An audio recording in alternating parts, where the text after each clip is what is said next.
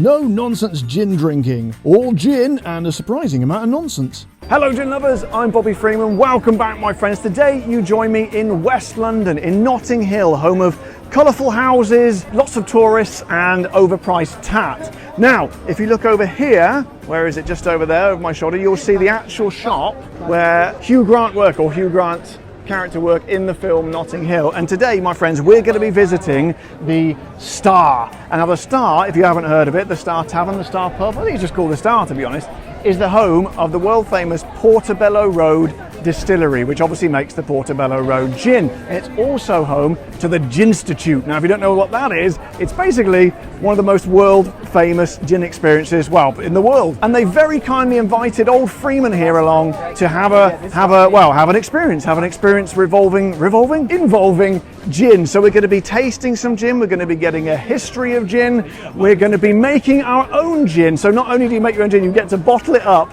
take it home with you, and they give you the recipe so you can order it again if you want it. Literally, what more could you want out of a day out in West London? So as you can see, it's a pretty sunny day here in Portobello Road, so I think I'd better get in there because I've got about 35 seconds before I start getting really sunburnt. So I'm going to get in there, get in the shade, most importantly, and get some gin.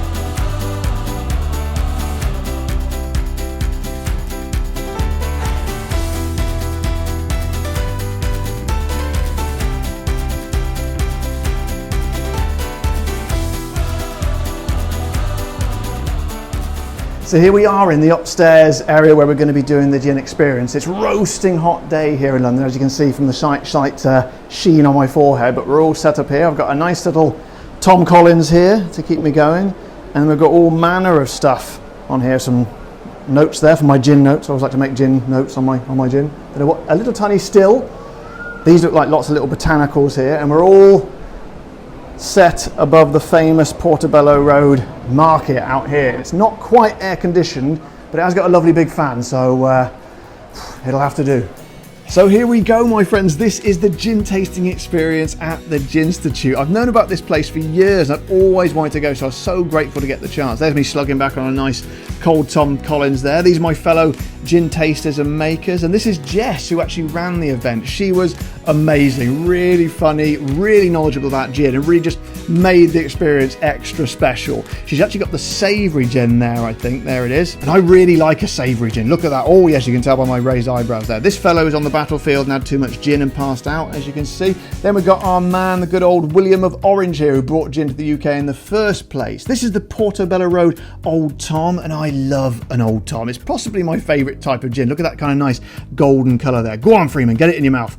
Oh yes, he likes that. Look at his little face. And here's everyone else enjoying it as well, knocking back the gin. There is a lot of gin on this course, as you will see from the martini round which came out next. Look at these, and these beautiful dainty little glasses, and these were really quite something because they were made with this special reserve gin, which is bottled at 50.5%. So that had quite a kick to it, as you can see. Look at that. Oh blimey, that warms the old cockles, doesn't it? As does this one. This is the navy strength gin, obviously at 57%. Then we got a few botanicals coming around, talking about various things we can put in our gin. These are the flavoured distillates which you combine to make your gin. There's a few of them there. Here we go. And all you do is you put a little bit on your hand and you just taste it like this, and you think, oh, that's nice. And then this is my label to go on my bottle of gin at the end, obviously called No Nonsense Gin. Now, for my botanicals, I went for simple but eclectic. So I went for olive, nutmeg, licorice, cassia bark, lemon, bitter orange, rosemary, and pink grapefruit. Now, if you want to go on this course yourself, it costs £120, and honestly, it's worth every single penny. You get a lot of gin. I mean, it's literally like a tidal wave of gin. It never stops coming. You learn loads about gin, and you meet some lovely people as well. It's a genuinely brilliant experience. So we've tried lots of gins now, tasted lots of different gins and different types of gin, all the range that Portobello offer.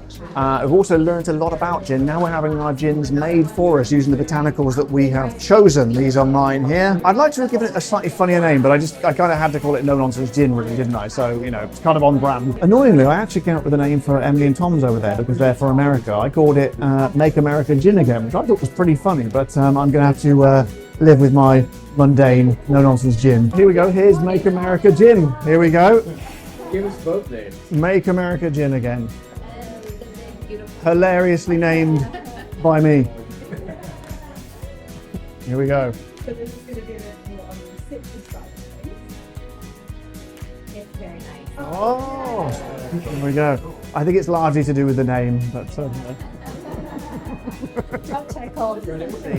here we are. This is the big, well, I call it a crescendo. It's probably going to be an anti-climax of the day where we're going to be trying my gin. Here we go. Jesse's just putting the label on my bottle. These are my botanicals that I chose. The no-nonsense gin. This is no-nonsense gin, the thing no one's been waiting for. Right. So here we go. No-nonsense gin. Cheers. Oh, it's terrible. No. It's slightly, what I was going for is kind of a citrusy gin, but with a tiny bit of sort of grapefruit backing as well, because everyone knows I like a little bit of grapefruit in there. It's not, I describe it as not too bad, which I think is yeah, I tried to go a bit heavy on the bitter oranges, a little bit of lemon in there. I think I could have perhaps pepped up the old licorice a little bit more, but can you do that? Look at this, I tell you, there we go. So that's why you need to come to the Ginstitute. So here we go, I pepped it up with a little bit more licorice root. Now thank you for Tom for filming, being the cinematographer on the last video there, but we're going a bit selfie style here. So here we go, this is, I'm looking for perfection now, looking for slightly better than not too bad. I think that's, oh, there we go, that's got it.